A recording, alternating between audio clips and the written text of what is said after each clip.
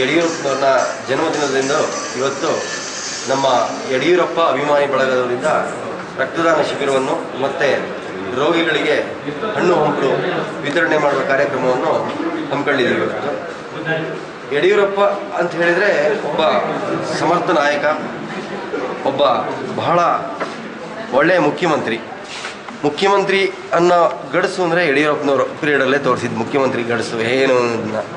ಹಾಗಾಗಿ ಇವತ್ತಿನ ದಿವಸ ನಮ್ಮೆಲ್ಲ ಹುಡುಗರು ಅವರ ಅಭಿಮಾನಿ ಬಳಗ ಅಂತ ಮಾಡ್ಕೊಂಡು ರಕ್ತದಾನ ಶಿಬಿರವನ್ನು ಏರ್ಪಡಿಸಿದ್ದಾರೆ.